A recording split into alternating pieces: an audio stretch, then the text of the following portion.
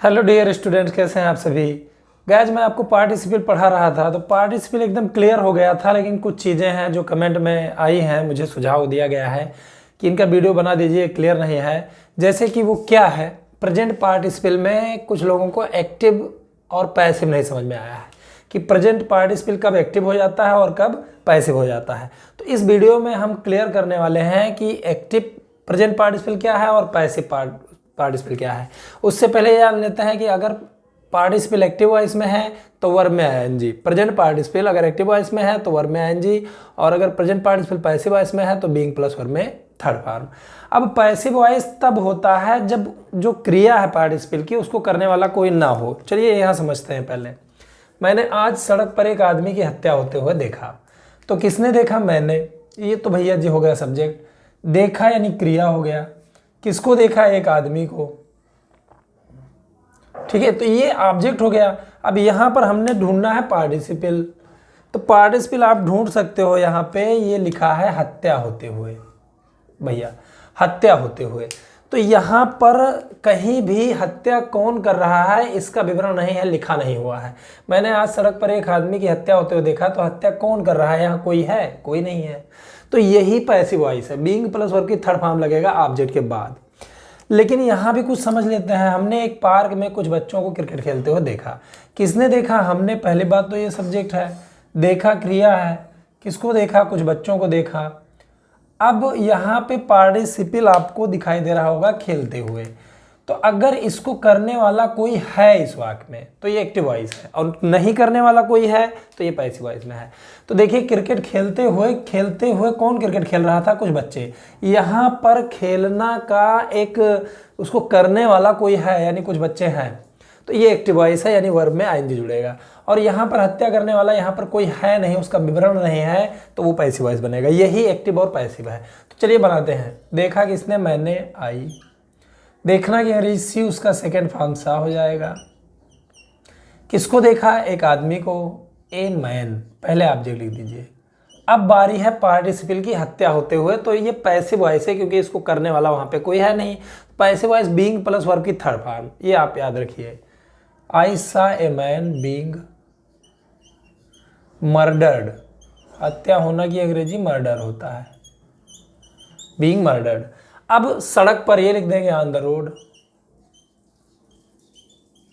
On the road. तब ये लिखेंगे आज, यानी आज की अंग्रेजी हो जाएगी टुडे। तो भैया जी आपने समझा कि पार्टिसिपल वाली क्रिया को कोई करने वाला नहीं है, तो वो पार्टिसिपल पैसिव वॉइस में बनेगा, यानी बीइंग प्लस वर्ब की थर्ड फॉर्म। और अगर क्रिया को करने वाला कोई है, जैसे खेलते हुए कौन खेल रहे थे? बच्चे, तो यहाँ पे ये एक्टिव वॉइस है। अब देखा किसने? हमने। इसको लिखे हम बी। देखना कि अंग्रेजी सी होता है, उसका हो जाएगा सा। विसा, हमने देखा। किसको देखा? उसमें कुछ बच्चों को देखा है, वो ऑब्जेक्ट के रूप में आया है। लेकिन वो ऑब्जेक्ट के रूप में आया है या किस रूप में, इससे मतलब नहीं है। काम को करने वाला वही है, इसका मतलब ये एक्टिव वॉइस में है। तो देखा किसने? हमने। बी मतलब सा मतलब देखना। किसको देखा? कुछ बच्चों को, सम चिल्ड्रन। और जैसे ही ऑब्जेक्ट आप लिखोगे वैसे ही पार्टिसिपल आपको लिखनी होगी। बी सा सम चिल्ड्रन। अब खेलते हुए यहाँ पे लिखेंगे प्ले, उसमें जुड़ जाएगा आईएनजी, प्लेइंग। बी सा सम चिल्ड्रन प्लेइंग, खेलते हुए देखा। क्या खेलते हुए देखा? क्रिकेट। चूंकि यहाँ एक्टिव वॉइस है तो एक्टिव वॉइस बनेगा ये, क्रिकेट। तब यहाँ लिखेंगे पार्क में, इसको लिख देंगे इन द पार्क। तो this is the difference between active and passive voice, कि यहाँ पे बच्चे थे खेलने वाले तो ये एक्टिव वॉइस में बना, यहाँ हत्या करने वाला कोई नहीं था तो ये पैसिव वॉइस बना। चलिए एक सेंटेंस में और समझते हैं। कल हमने तुम्हें घर पर डांट खाते हुए सुना। तो किसने सुना? हमने। सुना क्रिया हो जाएगी। किसको सुना? तुम्हें, यानी तुम्हारे बारे में सुना। लेकिन यहाँ पे आप समझो डांट खाते हुए, मतलब ये डांटा जा रहा था। लेकिन कौन डांट रहा था? उसके पिताजी, माताजी, या कोई, मतलब लिखा नहीं हुआ है। कल हमने तुम्हें घर पर डांट खाते हुए सुना, तो कौन डांट रहा था ये लिखा नहीं है। तो किसने सुना? हमने, यानी वी। तो ये पैसिव वॉइस बनेगा। वी सुनना की अंग्रेजी हियर होता है, उसका हर्ड हो जाएगा सेकेंड फॉर्म। अब किसको सुना? तुम्हें, यानी यू। डांट कौन रहा था, ये नहीं है, इसीलिए ये पैसिव वॉइस बनेगा। बीइंग, डांटना की इंग्लिश स्कोल्ड होता है, उसका थर्ड फॉर्म हो जाएगा स्कोल्डेड। तब ये लिखेंगे घर पर, एट होम, एट होम।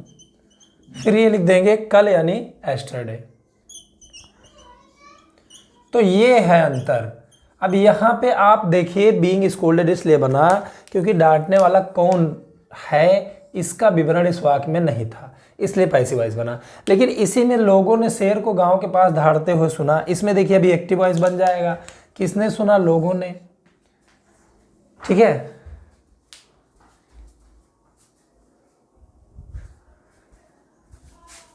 तो यहाँ पे सुना किसने? लोगों ने।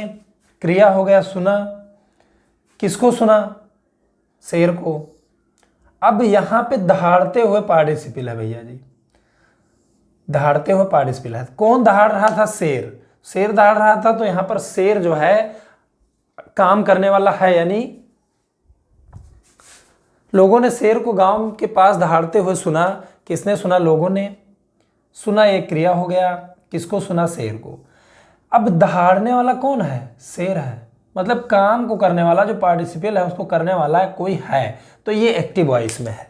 अब इसको हम बनाएंगे सुना किसने? लोगों ने, यानी द पीपल। सुनना की अंग्रेजी हियर होता है, उसका हेयर्ड हो जाएगा हर्ड। किसको सुना? शेर को, द लॉयन। अब चूंकि इसमें काम को करने वाला कोई है तो दहाड़ना यानी रोर में लिख के उसमें ING जोड़ देंगे, रोरिंग। तब हम ये लिखेंगे गांव के पास, यानी नियर द विलेज या near by village, near the village. तो गाइस उम्मीद करता हूं कि आपको ये समझ में आया होगा। कभी कभी कर या करके शब्द आ जाता है, कभी कभी सब्जेक्ट से पहले कर या करके शब्द आ जाता है, जिसको सब्जेक्ट से पहले ही लिखा जाता है या सब्जेक्ट के बाद भी आ सकता है, लेकिन उसकी रचना सब्जेक्ट से पहले ही होगी। अब वो एक्टिव वॉइस है तो एक्टिव बनेगा, पैसिव है तो पैसिव बनेगा। एक्टिव पैसिव का रूल आप यहाँ देख ही रहे हो। तो देखिए बाजार में मुझे देख करके वह भाग गया। कौन भाग गया? यहाँ पर आप देखिए वह भाग गया। अब भाग गया यही, इसमें काम को करने वाला वो है, और देख करके यानी किसने देखा? इसने ही देखा। मतलब दो क्रियाओं को करने वाला सब्जेक्ट एक ही है, देख करके किसने देखा? वह भाग गया। कौन? वह। तो ये एक्टिव वॉइस बनेगा। अब एक्टिव वॉइस यानी वर्ब में ING, समय का अंतर बहुत कम है इसलिए प्रेजेंट पार्टिसिपल बनेगा। जैसे देखा वैसे भाग गया। तो ये देखना की अंग्रेजी हमने यहाँ पे लिखा सीइंग, देखकर। किसको देखकर? मुझे, यानी मी। तब ये लिखेंगे बाजार में, इन द मार्केट।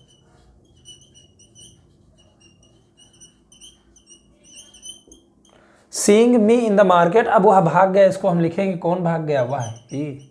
भागना की अंग्रेजी होता है रन अवे, उसका सेकंड फॉर्म रन अवे हो जाएगा। तो ये अंतर है एक्टिव और पैसिव वॉइस में। लेकिन अभी समझा कहाँ है आपने? ये ING जुड़ गया क्योंकि एक्टिव वॉइस था, लेकिन यहाँ पर देखिए प्रशंसा किए जाने पर मैं खुश हो गया। कौन खुश हो गया? मैं।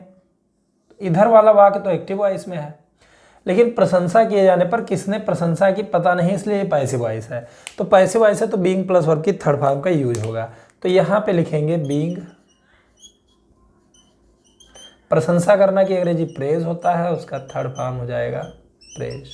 बीइंग प्रेज्ड, प्रशंसा किए जाने पर ये हो गया। अब हम यहाँ कामा लगाएंगे। मैं खुश हो गया। कौन खुश हो गया? आई। वाज हैप्पी लिख देंगे, या होना की अंग्रेजी लिख देंगे बिकम, उसका सेकंड फॉर्म बिकेम हो जाएगा। क्या हो गया? खुश यानी हैप्पी। तो इस तरह से आप प्रेजेंट पार्टिसिपल के एक्टिव और पैसिव के बीच में अंतर को समझ गए हैं।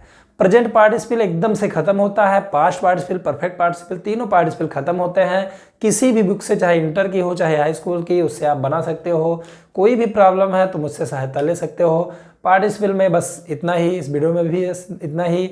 इसके बाद मैं एडजेक्टिव क्लास के साथ दूसरे वीडियो में हाजिर होता हूँ। तब तक के लिए धन्यवाद। Thanks for watching. Have a nice day.